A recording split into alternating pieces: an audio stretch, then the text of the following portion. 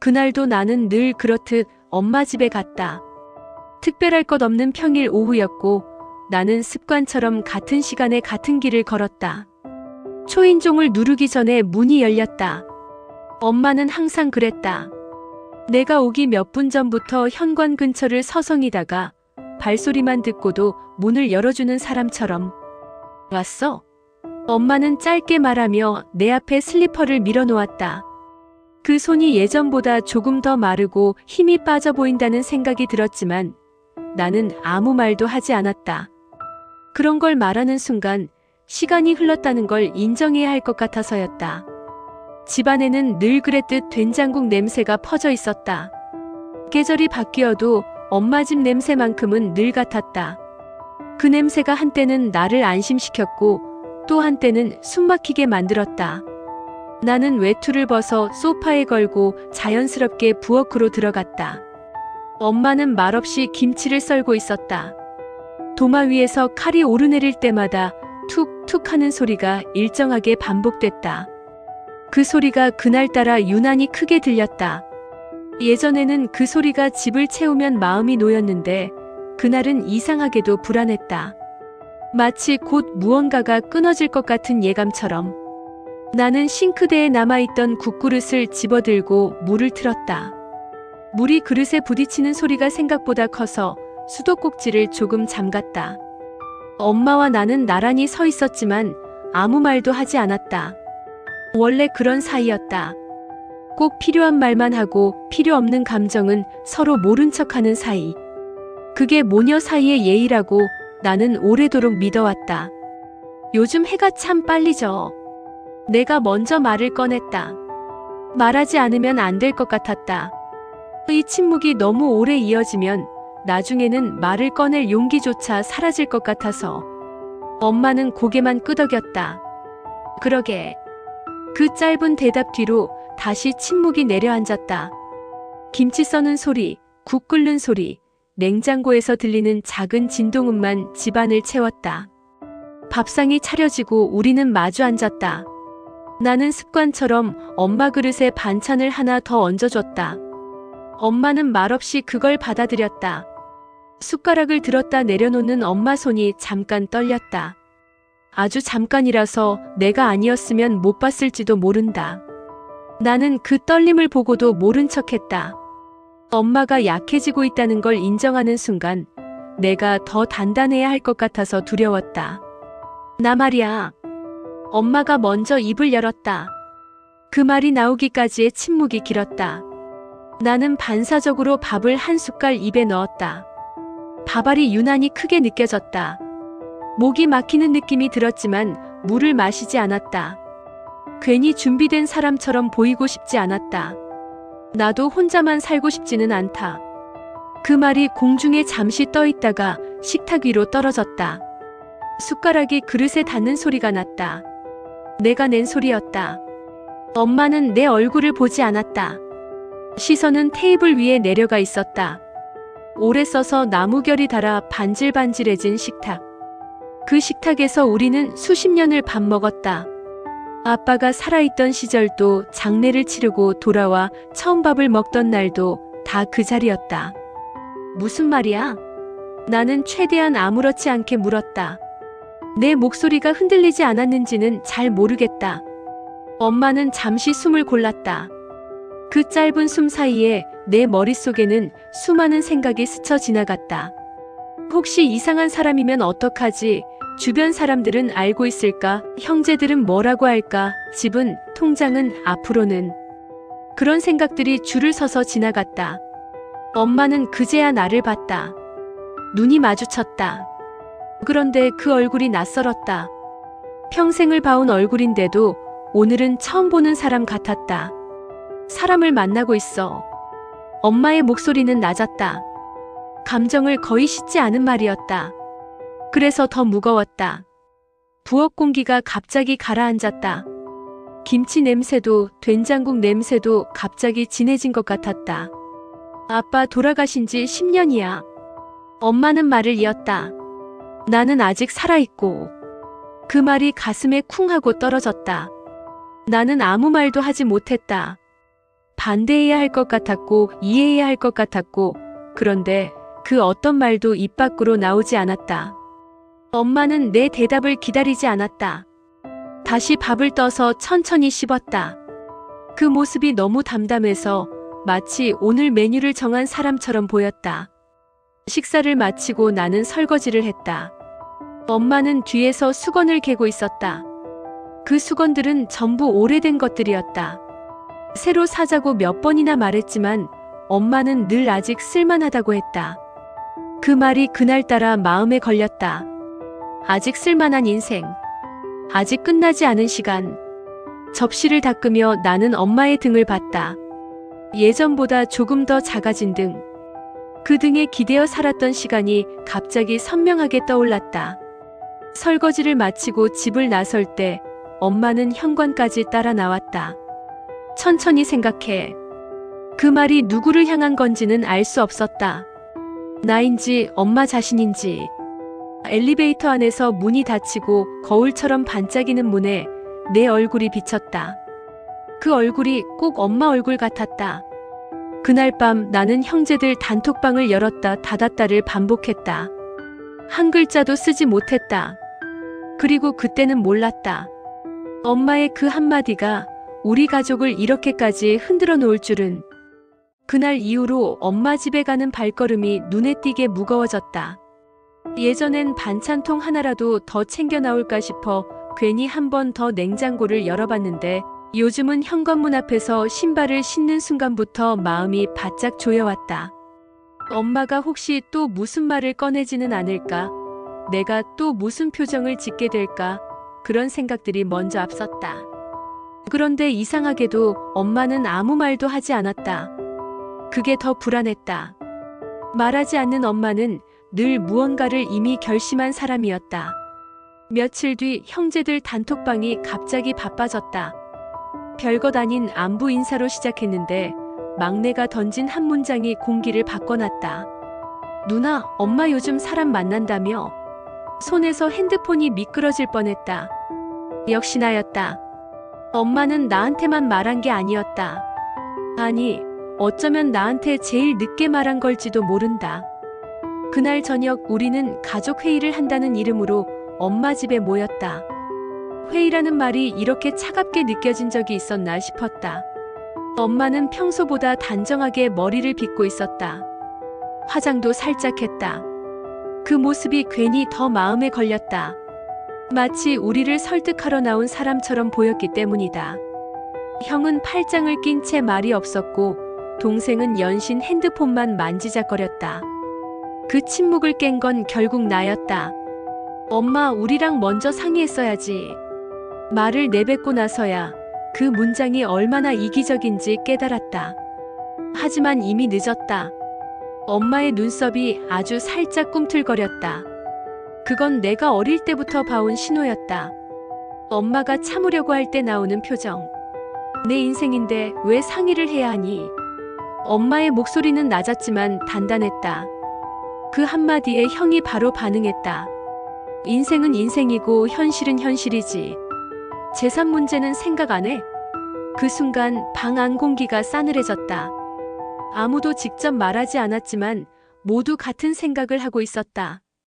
돈, 집, 상속. 그 단어들이 소리 없이 테이블 위에 올라왔다. 엄마는 한숨을 쉬었다. 긴 한숨이었다. 너희 아버지 살아계실 때부터 나는 내 이름으로 된 통장 하나 제대로 가져본 적이 없어.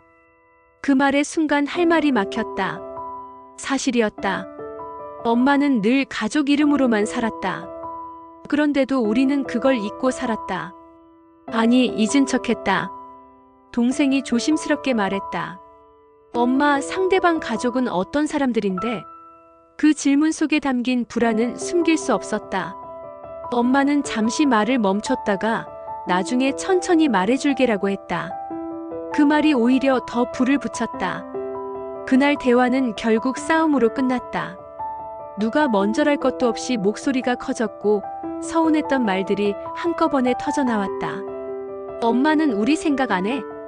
그 말이 내 입에서 나왔을 때 스스로도 놀랐다. 엄마의 얼굴이 굳었다. 그리고 아주 천천히 또박또박 말했다. 나도 내 인생이 있다. 그 말은 변명도 설명도 아니었다. 선언 같았다. 그 선언 앞에서 우리는 모두 말문이 막혔다. 집으로 돌아오는 길 차 안에서 형은 계속 중얼거렸다. 나중에 분명 문제 생겨. 그 말에 나는 대답하지 않았다. 창밖으로 스쳐 지나가는 가로등 불빛만 바라봤다. 머릿속이 복잡했다. 엄마가 행복해지는 걸 바라지 않는 건 아니었다. 그런데 왜 이렇게 마음이 불편했을까? 아마도 엄마가 엄마 말고 다른 존재가 되는 게 두려웠던 것 같다. 나만의 엄마가 아니라 누군가의 아내가 되는 모습이. 며칠 후 엄마에게서 전화가 왔다. 목소리는 평소와 같았지만 그 속에 묘한 긴장이 섞여 있었다. 이번 주말에 그 사람 가족이랑 같이 밥 먹기로 했어. 순간 심장이 내려앉았다. 아직 아무것도 정리되지 않았는데 이야기는 이미 우리 손을 떠나 있었다. 전화를 끊고 한참을 앉아 있었다. 부엌에서 설거지를 하다 말고 물에 잠긴 내 손만 바라봤다. 차가운 물이 손끝을 타고 올라왔지만 이상하게도 아무 감각이 없었다. 그날 밤 잠이 오지 않았다. 엄마 얼굴이 계속 떠올랐다. 낮에 봤던 그 단정한 머리, 단호한 눈빛, 그리고 우리를 바라보던 그 복잡한 표정. 그 속에는 미안함도 결심도 서운함도 다 들어있었다. 나는 그제야 깨달았다. 이 싸움은 단순히 재혼 문제가 아니라는 걸. 우리가 평생 당연하게 여겨온 관계, 엄마는 늘 우리 편일 거라는 믿음이 흔들리고 있다는 걸. 다음 날 아침 형제 단톡방에 메시지가 하나 올라왔다. 주말 모임 우리도 가야 하는 거 아니야? 아무도 바로 답하지 않았다. 그 짧은 침묵 속에 우리 가족의 균열이 또렷이 보였다. 예전 같았으면 웃으며 넘겼을 일들이 이제는 하나하나 계산되고 의심되고 상처가 됐다. 나는 핸드폰을 내려놓고 창문을 열었다. 찬 공기가 방 안으로 밀려 들어왔다. 그 공기처럼 우리 가족 사이에도 차가운 바람이 불기 시작했다는 걸 그때는 아직 인정하고 싶지 않았다. 주말 모임 이후로 엄마 집에 발길이 끊겼다. 정확히 말하면 내가 일부러 피했다. 문득문득 휴대폰이 울리면 엄마일까 싶어 가슴이 먼저 움찔했다가 화면에 형제 이름이 뜨면 괜히 더 피곤해졌다. 형제 단톡방은 조용했다. 그 조용함이 더 무서웠다. 다들 같은 생각을 하고 있다는 걸 말하지 않아도 알 것 같았기 때문이다. 엄마는 전화하지 않았다. 예전 같으면 이틀에 한 번은 밥은 먹었니 하고 묻던 사람이었다. 그 침묵이 나를 집요하게 고립시켰다. 집안에서 혼자 밥을 먹다 보면 숟가락이 그릇에 닿는 소리가 괜히 크게 울렸다. TV를 켜놔도 내용은 귀에 들어오지 않았다. 나는 자꾸 엄마가 했던 말을 되짚었다. 나도 내 인생이 있다. 그 말이 왜 그렇게 마음에 걸렸을까? 틀린 말이 아닌데도 마치 우리를 밀어낸 것처럼 느껴졌기 때문이다. 그 감정이 부끄러워서 나는 스스로를 더 몰아붙였다. 이해하려고 애썼다. 그런데 이해하려 할수록 내 안의 서운함은 더 또렷해졌다. 며칠 뒤 형에게서 전화가 왔다. 너는 어떻게 생각해? 질문이라기보다는 확인에 가까운 말투였다. 나는 잠시 말을 고르다가 결국 애매한 대답을 했다. 엄마 마음도 이해는 돼. 그 말이 끝나자 형은 한숨을 쉬었다. 그럼 나중에 문제 생기면 내가 책임질 거야? 그 한마디에 심장이 철렁 내려앉았다. 책임. 또 책임이었다. 우리는 언제부터 엄마 인생의 책임을 서로에게 떠넘기는 사이가 됐을까? 전화를 끊고 나서 한동안 아무것도 할 수 없었다. 그날 저녁 엄마에게서 문자가 왔다. 짧았다. 몸은 괜찮니? 그 문장을 보는 순간 눈앞이 흐려졌다. 아무 일도 묻지 않는 그 문장이 오히려 더 아팠다. 나는 답장을 쓰다 지웠다를 반복했다. 하고 싶은 말은 많았지만 어떤 말도 적당하지 않았다. 결국 네, 괜찮아요라는 가장 무난한 문장만 남겼다. 그게 우리가 지금 할 수 있는 전부인 것 같았다. 밤이 깊어질수록 생각은 더 복잡해졌다. 엄마가 혼자가 되는 상상을 하면 가슴이 조여왔다. 그렇다고 엄마가 다른 사람과 손을 잡고 웃는 모습도 쉽게 떠올릴 수 없었다. 나는 그 두 장면 사이에서 갈팡질팡했다. 그때 문득 깨달았다. 나는 엄마의 행복보다 내가 익숙한 관계를 잃는 게 더 두려웠다는 걸. 그 사실이 나를 더 외롭게 만들었다. 며칠 후 우연히 오래된 앨범을 꺼내게 됐다. 아빠 장례식 날 찍힌 사진이 나왔다. 검은 옷을 입고 서 있는 엄마의 모습. 그때 엄마는 울지 않았다. 장례가 끝난 뒤 사람들이 다 돌아가고 나서야 부엌에서 혼자 울던 모습을 나는 기억한다. 그날 이후로 엄마는 더 강해진 척했다. 아니, 강해져야만 했다. 그 시간을 우리가 함께 버텼다고 생각했는데 사실은 엄마 혼자였을지도 모른다는 생각이 들었다. 다음 날 나는 용기를 내서 엄마 집 근처까지 갔다. 초인종을 누르지 못하고 한참을 서 있었다. 현관문 너머에서 들려오는 소리는 없었다. 결국 발길을 돌리려는데 문이 열렸다. 엄마였다. 마트 봉투를 들고 서 있는 엄마와 눈이 마주쳤다. 우리는 잠시 아무 말도 하지 않았다. 그 짧은 침묵 속에 그동안 쌓인 말들이 다 들어 있었다. 엄마는 먼저 웃으려 했지만 웃음이 완전히 올라오지 않았다. 집 안에 들어가니 냉장고 위에 약봉지가 놓여 있었다. 예전보다 종류가 늘어 있었다. 그걸 보는 순간 가슴이 찌릿했다. 나는 아무 말 없이 물을 끓이고 컵을 꺼냈다. 그 익숙한 동작들이 나를 조금 진정시켰다. 엄마는 식탁에 앉아 내 손을 바라보고 있었다. 요즘 너 얼굴이 많이 상했더라. 그 말에 나는 애써 고개를 돌렸다. 울고 싶지 않았다. 엄마, 나 솔직히 아직 잘 모르겠어. 결국 내가 먼저 말했다. 엄마는 고개를 끄덕였다. 괜찮아. 당장 이해 안 해도 돼. 그 말이 이상하게 위로가 됐다. 설득하지 않는 태도, 강요하지 않는 목소리. 그 순간 나는 결심했다. 완전히 찬성하지도 무조건 반대하지도 않겠다고. 대신 엄마를 사람으로 보겠다고. 엄마의 선택을 지켜보겠다고. 집을 나서며 나는 뒤돌아봤다. 엄마는 현관 앞에 서서 손을 흔들고 있었다. 예전과 똑같은 모습인데도 어딘가 달라 보였다. 그날 나는 처음으로 깨달았다. 가족 안에서의 고립은 혼자 남는 게 아니라 스스로 생각을 바꾸는 순간 시작된다는 걸. 그리고 그 고립의 끝에서 나는 비로소 하나의 결심을 품었다. 두렵지만 외면하지 않겠다는 결심을. 엄마 집에서 돌아온 뒤 며칠은 마음이 이상하게 가벼웠다.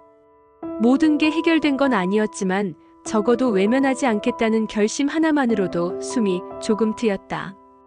그런데 그 평온은 오래가지 않았다. 형제 단톡방에 다시 불이 켜졌다. 엄마 요즘 더 적극적인 것 같아. 누가 먼저랄 것도 없이 불안이 메시지 사이로 번졌다. 나는 답하지 않았다.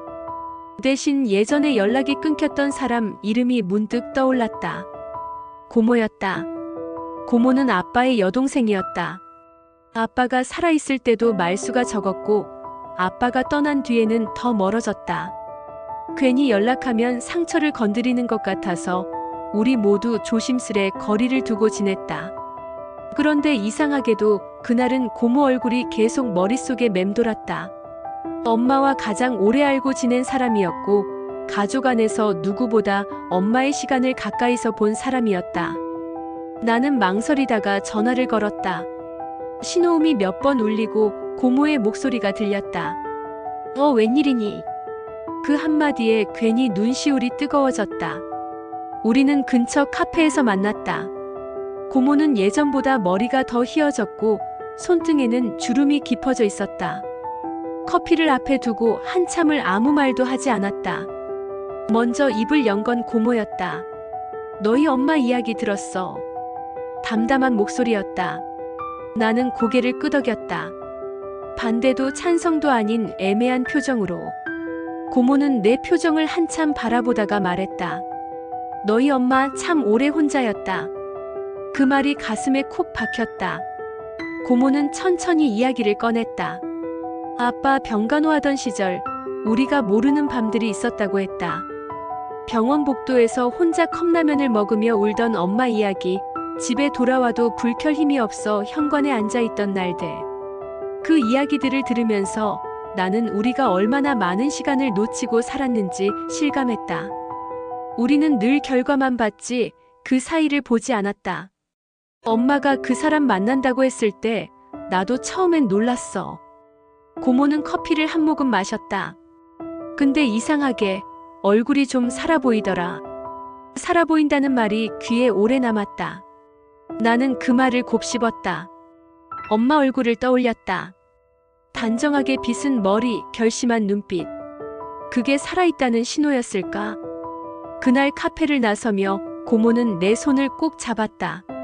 너 혼자 너무 짊어지지 마. 그 말이 이상하게 위로가 됐다. 며칠 뒤 뜻밖의 사람이 또 연락해왔다. 엄마의 오래된 친구 이모였다. 어릴 때 자주 놀러 오던 사람인데 언제부턴가 왕래가 끊겼다. 이모는 다짜고짜 말했다. 너희 엄마 많이 고민하고 있어. 그 말에 나는 웃지도 놀라지도 못했다. 이모는 엄마가 얼마나 자주 망설이는지, 얼마나 우리 눈치를 보는지 이야기해줬다. 우리는 엄마가 단단해 보인다고 생각했지만 사실은 계속 흔들리고 있었다는 걸 그제야 알았다. 이야기를 듣고 돌아오는 길 나는 처음으로 엄마의 편에 서 있는 사람들이 있다는 사실에 안도했다. 가족은 아니지만 엄마를 엄마로 보는 사람들이었다. 그들이 있어서 엄마는 완전히 혼자가 아니었다. 그 사실이 묘하게 나를 부끄럽게 만들었다. 가장 가까운 우리가 가장 늦게 이해하려 했다는 생각 때문이었다. 그날 밤 나는 형에게 전화를 걸었다. 고모 만나봤어. 그 말에 형은 잠시 침묵했다. 그래서 나는 조심스럽게 말했다. 엄마가 생각보다 많이 고민하고 있대. 형은 한숨을 쉬었다. 그럼 우리가 뭘 해야 하는데? 그 질문에 바로 답하지 못했다. 나도 아직 정리되지 않았기 때문이다. 하지만 분명한 건 있었다. 무작정 막는 건 답이 아니라는 것. 며칠 후 엄마에게서 전화가 왔다. 이번에 그 사람 친구들이랑 같이 모임이 있어. 엄마는 조심스레 물었다. 너도 같이 가볼래? 그 질문에는 기대보다 두려움이 더 섞여 있었다. 나는 잠시 고민하다가 말했다. 한 번은 가볼게. 전화를 끊고 나서 심장이 빨리 뛰었다. 그 선택이 어떤 결과를 가져올지 알 수 없었지만 적어도 한 발은 내딛고 싶었다. 모임날 엄마는 평소보다 더 신경 써서 옷을 입었다. 거울 앞에서 목걸이를 고르는 손이 살짝 떨렸다. 나는 그 모습을 보며 아무 말도 하지 않았다. 대신 옆에 서서 지퍼를 올려줬다. 그 작은 행동 하나에 엄마가 나를 힐끗 보며 웃었다. 그 웃음이 그날의 시작이었다. 식당 문 앞에서 잠시 멈춰 섰을 때 엄마가 말했다. 혹시 불편하면 언제든지 나가도 돼. 나는 고개를 저었다. 엄마, 오늘은 끝까지 있어 볼게. 그 말은 엄마에게 한 말이기도 했지만 나 자신에게 하는 약속이기도 했다. 그 순간 나는 알았다. 이 싸움에는 적도 아군도 없다는 걸. 다만 서로를 이해하려는 사람들과 그렇지 못한 시간만 있을 뿐이라는 걸. 식당 안은 생각보다 조용했다. 웃음소리가 없는 건 아니었지만 어딘가 조심스러웠다. 엄마는 내 옆자리에 앉았고 나는 자연스럽게 엄마와 그 사람 사이에 앉았다. 그게 의도였는지 우연이었는지는 나도 모르겠다. 그 사람은 내게 먼저 말을 걸지 않았다. 대신 엄마의 물컵을 챙겨주고 메뉴판을 정리해줬다. 아주 사소한 행동들이었는데 이상하게 눈에 들어왔다. 엄마는 그럴 때마다 고개를 살짝 숙이며 웃었다. 그 모습이 낯설었다. 식사가 어느 정도 진행되자 어른들끼리의 대화가 오갔다. 주로 건강 이야기, 병원 이야기, 약 이야기였다. 나는 그 틈에서 엄마를 관찰했다. 엄마는 예전 가족 모임 때보다 말을 많이 하지 않았다. 대신 듣고 고개를 끄덕이고 필요할 때만 한마디씩 했다. 그게 편해 보였다. 그걸 보며 문득 이런 생각이 들었다. 엄마는 우리 앞에서는 늘 설명해야 하는 사람이었고 여기서는 그냥 존재해도 되는 사람이구나. 자리가 끝나갈 즈음 그 사람이 조심스럽게 입을 열었다. 제가 드릴 말씀이 있습니다. 그 말에 테이블 위 공기가 순간 굳었다. 나는 반사적으로 허리를 세웠다. 엄마는 그 사람을 힐끗 보더니 아무 말도 하지 않았다. 허락도 제지도 없는 침묵이었다. 그 사람은 숨을 한번 고르고 말을 이었다. 제 아내는 오래전에 세상을 떠났습니다. 그 문장은 예상했던 말이었지만 이어지는 이야기는 달랐다. 그 사람은 아내가 떠난 뒤 혼자 아이들을 키웠다고 했다. 아이들이 다 커서 집을 떠난 뒤에야 집이 얼마나 조용한지 알게 됐다고 했다. 그러다 병원에서 엄마를 처음 만났다고 했다. 같은 대기실, 같은 시간, 같은 불편한 의자에서 그날은 서로 이름도 몰랐다고 했다. 그 이야기를 들으면서 나는 갑자기 아빠 병원 시절이 떠올랐다. 대기실 의자, 차가운 바닥, 괜히 오래 울리던 호출음. 그 공간에서 시작된 인연이라는 게 이상하게 현실적으로 다가왔다. 모임이 끝나고 엄마와 단둘이 집으로 돌아왔다. 차 안에서 엄마는 아무 말이 없었다. 집에 도착해서도 마찬가지였다. 신발을 벗고 들어와서야 엄마가 입을 열었다. 아까 이야기 들었지? 나는 고개를 끄덕였다. 엄마는 잠시 침묵하다가 말했다. 사실 너희한테 못한 말이 있어. 그 말에 심장이 조여왔다. 이런 말은 언제나 무겁다. 엄마는 부엌 의자에 앉았다. 나는 맞은편에 앉았다. 엄마는 한참을 손만 바라보다가 말을 꺼냈다. 아빠 돌아가시기 전 우리 많이 싸웠어. 그 말은 처음 듣는 고백이었다. 우리 앞에서 엄마는 늘 아빠를 존중하는 사람이었다. 싸웠다는 말은 거의 하지 않았다. 엄마는 이어서 말했다. 병 때문에가 아니라 삶 때문에. 그 문장이 가슴에 걸렸다. 엄마는 아빠가 아프기 전부터 서로의 삶이 많이 달라졌다고 했다. 엄마는 더 이상 아내로만 살고 싶지 않았고 아빠는 그 변화를 받아들이기 힘들어했다고 했다.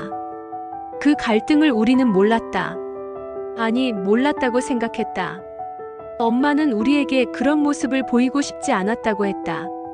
너희 아버지 나쁜 사람 만들기 싫었어. 그 말에 나는 눈을 내리깔았다. 엄마는 늘 그렇게 자신을 뒤로 밀었다. 그래서 아빠 떠나고 나서도 나는 죄책감이 컸어. 엄마의 목소리가 조금 떨렸다. 내가 더 참았어야 했나? 더 웃어줬어야 했나? 그 말을 듣는 순간 나는 깨달았다. 우리가 애도라고 부르던 시간 동안 엄마는 혼자 다른 싸움을 하고 있었다는 걸. 슬픔과 후회와 억눌린 욕망 사이에서 엄마는 고개를 들고 나를 봤다. 그 사람 만나는 게 단순히 외로워서만은 아니야. 그 말은 변명이 아니었다. 설명에 가까웠다. 나 자신으로 살고 싶어. 그 문장이 그날 밤 계속 머릿속에 맴돌았다. 엄마가 처음으로 우리에게 요구한 게 있었다. 이해해달라는 것도 허락해달라는 것도 아니었다. 그냥 인정해달라는 거였다. 집에 돌아오는 길 나는 그동안의 장면들을 하나씩 떠올렸다. 엄마가 왜 그렇게 단단해 보였는지, 왜 갑자기 변한 것처럼 느껴졌는지. 사실은 변한 게 아니라 이제야 드러난 거였다. 우리가 보지 않으려 했던 모습. 그게 가족사의 진실이었다. 가족이라는 이름 아래 숨겨진 엄마 개인의 역사. 그날 밤 나는 형제 단톡방에 처음으로 긴 메시지를 썼다. 엄마한테도 우리가 모르는 시간이 있었대. 보내고 나서 한참을 핸드폰을 내려놓지 못했다. 답이 오지 않아도 괜찮았다. 적어도 이제는 나 혼자만 알고 있는 진실은 아니니까. 그리고 그 진실은 앞으로 다가올 더 큰 충돌의 시작이기도 했다. 형제 단톡방에 답장이 오기까지 하루가 걸렸다. 그 하루가 유난히 길었다. 나는 괜히 핸드폰을 손에 쥐었다가 내려놓기를 반복했다.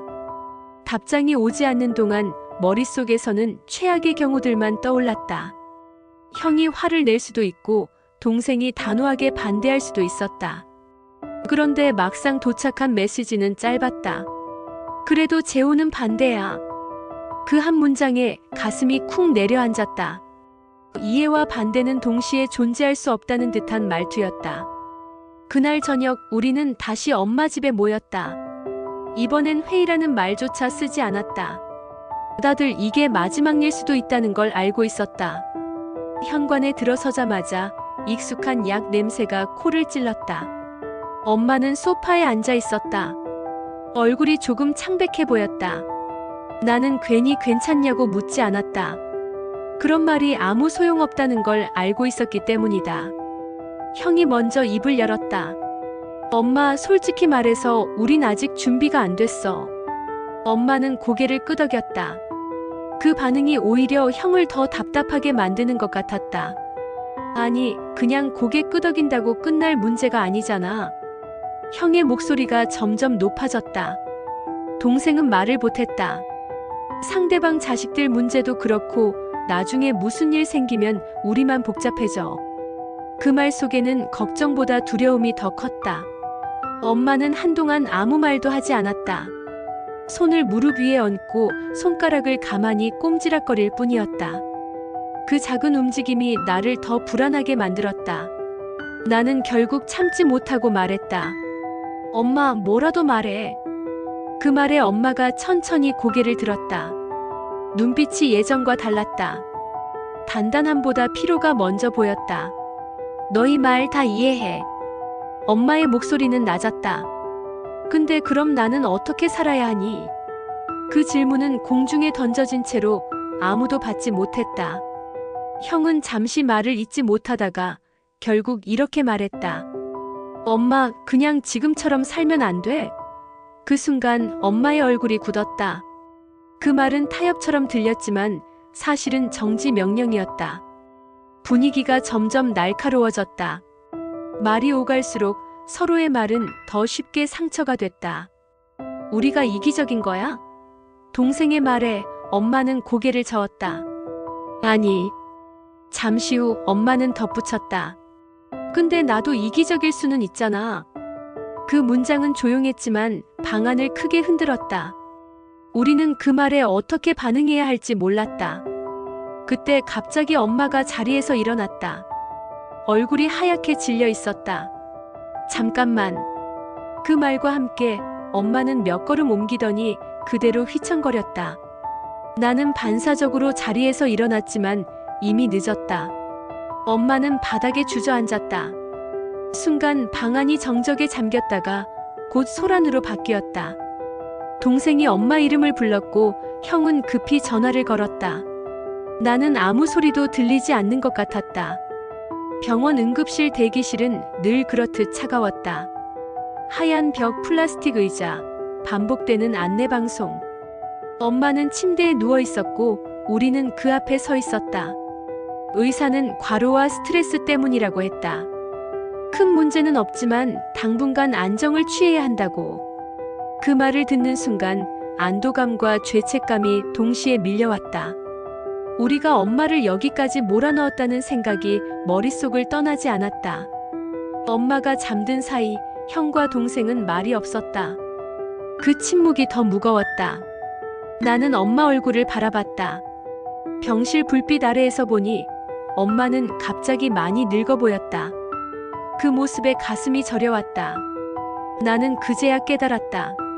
우리가 싸운 건 재혼이 아니라 엄마의 삶을 통제하려는 욕심이었다는 걸. 밤이 깊어졌을 무렵 엄마가 눈을 떴다. 우리 셋을 번갈아 보더니 조용히 말했다. 미안하다. 그 말에 나는 고개를 저었다. 엄마가 미안할 일 아니야.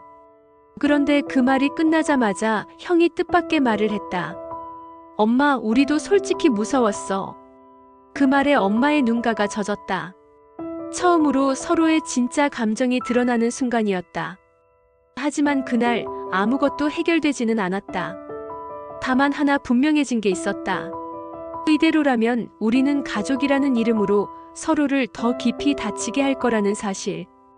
병실을 나서며 나는 복도 끝에 걸린 시계를 봤다. 시간이 멈춘 것 같았지만 현실은 계속 흘러가고 있었다. 그리고 그 흐름은 이제 되돌릴 수 없는 지점에 와 있었다. 집안은 기묘할 만큼 조용했다. 전날 밤 서로를 향해 쏟아내던 말들이 모두 사라진 자리에는 숨소리조차 조심스러운 정적만 남아 있었다. 나는 거실 한가운데 서서 가족들의 얼굴을 바라봤다. 모두 같은 공간에 있었지만 같은 방향을 보고 있는 사람은 아무도 없었다. 어머니는 소파에 앉아 손수건을 움켜쥔 채 고개를 떨구고 있었고, 큰형은 창가에 서서 커튼 사이로 들어오는 빛만 바라보고 있었다. 작은 형은 휴대폰을 손에 쥔 채 화면을 켰다 껐다 반복하며 애써 무심한 척하고 있었지만 그의 손끝은 눈에 띄게 떨리고 있었다. 그리고 나는 이 집에서 가장 오래 침묵해온 사람으로 그 모든 모습을 지켜보고 있었다. 이제 그만하자. 큰형이 먼저 입을 열었다. 늘 그래왔듯 상황을 정리하려는 목소리였다. 문제를 봉합하고 불편한 이야기는 덮어두고 다시 아무 일도 없었던 것처럼 돌아가자는 말투였다. 그 말을 듣는 순간 나는 고개를 천천히 저었다. 이제 시작이야. 생각보다 내 목소리는 차분했다. 분노는 이미 지나갔고 남아있는 것은 결심뿐이었다. 그 사실이 나 자신에게도 낯설게 느껴졌다. 나는 가방에서 서류 봉투를 꺼내 식탁 위에 올려놓았다. 봉투가 나무 위에 닿는 소리가 집안에 또렷하게 울렸다. 모두의 시선이 자연스럽게 그곳으로 모였다. 아버지가 남긴 거야. 그 말에 어머니의 어깨가 미세하게 흔들렸다. 큰형은 잠시 눈을 감았다 뜨더니 낮은 목소리로 말했다. 그건 내가 볼 게 아니야. 나는 이번엔 물러서지 않았다. 왜 아니지? 아버지는 나도 분명히 아들이라고 적어놨어. 봉투 안에는 유언장 원본과 함께 그동안 숨겨져 있던 녹취 파일의 정리본이 들어있었다. 변호사를 통해 이미 법적 효력까지 확인된 자료였다. 나는 하나씩 꺼내 식탁 위에 펼쳐놓았지만 길게 설명하지는 않았다. 설명은 필요하지 않았다. 종이 위의 문장들, 녹취 속의 목소리들이 이미 모든 것을 말해주고 있었기 때문이다. 아버지는 생전에 재산 분배에 대해 여러 차례 가족 회의를 시도했지만 번번이 무산되었다. 그 과정에서 누가 반대했고 어떤 말로 분위기를 흐렸는지까지 녹취에는 선명하게 남아 있었다. 가족의 화합을 위한다는 명분 뒤에 숨겨진 계산과 욕심을 아버지는 이미 오래전부터 알고 있었던 것이다. 작은 형이 먼저 목소리를 높였다. 그걸 왜 지금 꺼내? 그의 말에는 분노보다 두려움이 더 짙게 배어 있었다. 지금이라도 묻어두면 다 괜찮아질 수 있잖아. 나는 그를 바라보며 조용히 말했다. 괜찮아진 적이 한 번이라도 있었어? 그는 입을 열지 못했다. 시선을 피한 채 고개만 숙였다. 어머니는 결국 울음을 터뜨렸다. 나는 몰랐어. 정말 몰랐단 말이야. 그 말은 반쯤은 진실이었고 반쯤은 스스로를 지키기 위한 변명이었다. 나는 어머니를 탓하고 싶지 않았다. 하지만 동시에 더 이상 그 침묵을 대신 짊어질 생각도 없었다. 이 순간만큼은 모두가 자신이 선택해온 침묵의 무게를 직접 마주해야 했다. 큰형은 식탁을 주먹으로 쳤다. 낮지만 묵직한 소리가 울렸다. 그래서 내가 원하는 게 뭐야? 그의 눈빛에는 처음으로 감정이 그대로 드러나 있었다. 늘 완벽하고 냉정하던 얼굴에 균열이 생긴 것이다. 나는 잠시 숨을 고르고 답했다. 사과. 그는 짧게 웃었다. 그걸로 끝낼 생각이야? 아니. 나는 고개를 들고 그를 똑바로 바라봤다. 이건 끝이 아니야. 최소한 진실 위에서 다시 시작하자는 거야. 집안의 공기는 더 이상 흐르지 않는 것처럼 느껴졌다. 누군가 한 발짝만 잘못 내디디면 모든 것이 완전히 무너질 것 같은 긴장 속에서 각자의 얼굴에 씌워져 있던 가면이 하나씩 벗겨지고 있었다. 나는 그제야 이 싸움의 본질을 이해했다. 이것은 돈의 문제가 아니었다. 사랑받지 못했다는 상처, 인정받지 못했다는 분노, 그리고 그 감정들을 숨기기 위해 서로에게 더 쉬운 거짓말들이 쌓여 만들어진 결과였다. 잠시 후 큰형이 고개를 숙였다. 아주 느리게, 그러나 분명하게. 미안하다. 그 말은 모든 것을 해결해주는 사과도 상처를 단번에 치유하는 말도 아니었다. 하지만 적어도 처음으로 거짓이 섞이지 않은 말이었다. 나는 그 순간 이 이야기가 마침내 절정을 지나고 있다는 것을 느꼈다. 밖에서 바람 소리가 들려왔다. 창문이 미세하게 흔들렸다. 나는 서류를 다시 봉투에 넣고 가방을 들며 말했다. 오늘로 다 끝내자는 건 아니야. 하지만 더는 거짓말로 이어가지는 말자. 그리고 천천히 문을 열고 밖으로 나왔다. 복도를 걸어 내려오며 나는 처음으로 숨을 깊게 들이마셨다. 아직 모든 것이 해결된 것은 아니었다. 관계는 여전히 위태로웠고 상처도 그대로 남아 있었다. 하지만 분명한 변화가 하나 있었다. 나는 더 이상 고개를 숙이지 않는 사람이 되어 있었다. 진실은 드러났고 이제 선택은 각자의 몫이었다. 이것이 나의 싸움의 절정이자 다음 이야기를 향한 출발점이었다. 집을 나선 뒤 며칠 동안 나는 일부러 아무에게도 연락하지 않았다. 휴대폰을 꺼두지는 않았지만 손에 쥐고 있는 시간이 눈에 띄게 줄어들었다. 알림이 울리지 않는 하루는 생각보다 조용했고 그 조용함 속에서 나는 오랜만에 내 숨소리를 들을 수 있었다. 가족들과의 대화가 끊기자 마음 한편이 허전해질 거라 생각했지만 실제로 찾아온 감정은 허전함보다 피로에 가까웠다. 그동안 얼마나 긴장한 채 살아왔는지 몸이 먼저 반응하고 있었다. 아침마다 창문을 열면 차가운 공기가 방 안으로 들어왔다. 그 공기를 들이마실 때마다 머릿속이 조금씩 맑아졌다. 나는 커피를 내리고 작은 탁자에 앉아 하루를 시작했다. 특별한 계획은 없었고 급하게 결정해야 할 일도 없었다. 그 단순한 일상이 오히려 낯설었다. 평생 누군가의 기분과 표정을 살피며 하루를 시작해왔다는 사실을 그제야 실감했다. 아버지의 사진은 여전히 탁자 위에 놓여 있었다. 이전에는 사진을 보는 것만으로도 마음이 무거워졌지만 이제는 오래된 편지를 다시 읽는 기분에 가까웠다. 나는 사진 앞에 앉아 한참을 바라보다가 천천히 말을 꺼냈다. 아버지, 나 이제 조금은 괜찮아요. 그 말이 허공으로 흩어지지 않고 내 안으로 돌아오는 느낌이 들었다. 누군가에게 인정받지 않아도 스스로를 인정해도 된다는 사실을 이제야 받아들이고 있었다. 며칠 후 어머니에게서 전화가 왔다. 벨소리가 울리는 동안 나는 한동안 화면을 바라보기만 했다. 예전 같았으면 바로 받았을 전화를 이번에는 한 박자 늦춰 받았다. 어머니의 목소리는 낮고 조심스러웠다. 밥은 잘 먹고 있니? 그 평범한 질문이 유난히 오래 남았다. 나는 솔직하게 대답했다. 예전보다는요. 어머니는 잠시 말을 잇지 못하다가 조용히 말했다. 내가 없으니까 집이 너무 크더라. 그 말에는 미안함도 후회도 외로움도 섞여 있었다. 나는 그 모든 감정을 굳이 구분하지 않았다. 다만 조금 쉬세요라고만 말했다. 집으로 돌아가기로 한 날 나는 괜히 시간을 끌었다. 근처 공원을 한 바퀴 돌고 벤치에 앉아 사람들을 바라봤다. 저마다 다른 삶을 살고 있는 얼굴들 사이에서 내 이야기가 유난히 특별하지 않다는 사실이 위로처럼 느껴졌다. 결국 해가 기울 무렵 집 앞에 도착했다.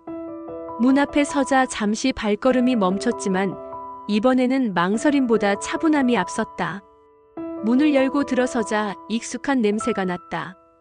오래된 나무 가구와 세제, 그리고 시간이 섞인 냄새였다. 큰형은 거실에 앉아 있었다. 그는 나를 보자 일어나지도 과장된 인사도 하지 않았다. 그저 고개를 끄덕이며 말했다. 와서 고맙다. 그 한마디에 그동안 쌓여있던 감정들이 조금씩 가라앉았다. 우리는 마주 앉아 길지 않은 대화를 나눴다. 재산 문제는 더 이상 감정으로 다루지 않기로 했고 아버지의 뜻과 법적인 절차를 따르기로 했다. 서로에게 상처가 되었던 말들에 대해서는 굳이 하나하나 꺼내지 않았다. 대신 앞으로 하지 말아야 할 것들에 대해 조심스럽게 합의했다. 어머니는 부엌에서 차를 내왔다. 찻잔을 내려놓는 손길이 예전만큼 단단하지는 않았지만 그 느린 움직임에는 어딘가 단호함이 느껴졌다. 이제는 각자 좀 솔직해지자. 어머니의 말에 아무도 반박하지 않았다. 나는 그 순간 완전한 화해가 아니라 이런 조용한 합의가 지금 우리에게 가능한 최선이라는 걸 받아들였다. 차를 마시고 난 뒤 나는 자리에서 일어났다. 더 오래 머물 이유도 억지로 분위기를 이어갈 필요도 없었다. 거실 한가운데 서서 집안을 다시 한번 바라봤다. 여전히 같은 구조, 같은 가구들이었지만 이곳이 더 이상 나를 가두는 공간은 아니라는 확신이 들었다. 나는 이 집을 떠나왔고 다시 돌아왔으며 이제는 스스로 선택해 나갈 수 있는 사람이 되어 있었다. 문을 나서며 어머니가 말했다. 가끔은 연락해. 그 말에는 예전처럼 기대나 의무가 묻어있지 않았다. 나는 고개를 끄덕이며 대답했다. 네, 그럴게요. 이번에는 그 약속이 부담으로 느껴지지 않았다. 밖으로 나오자 밤 공기가 차분히 내려앉아 있었다. 나는 천천히 걸음을 옮기며 생각했다. 모든 관계에는 흔적이 남고 그 흔적은 완전히 지워지지 않는다. 하지만 상처 위에만 머물 필요는 없다는 것도 이제는 알 것 같았다. 나는 더 이상 침묵으로 사랑을 증명하지 않을 것이다. 나의 삶을 살면서 필요한 순간에는 말하고 필요한 거리에서는 물러날 것이다. 골목 끝에 다다랐을 때 나는 잠시 멈춰섰다. 뒤돌아보지 않았다. 대신 깊게 숨을 들이마셨다. 늦은 시작일지도 모른다. 하지만 너무 늦지는 않았다. 이 나이에야 비로소 나를 선택하게 된 이 시간이 어쩌면 가장 정직한 출발일지도 모른다는 생각이 들었다. 나는 그렇게 스스로를 다독이며 조용히 앞으로 걸어갔다. 이 이야기는 여기서 끝이 나지만 나의 삶은 이제서야 제자리를 찾아가고 있었다. 이야기는 여기서 마무리됩니다. 함께한 시간 감사드리며 다음 편에서 다시 인사드릴게요. 구독과 좋아요는 큰 힘이 됩니다.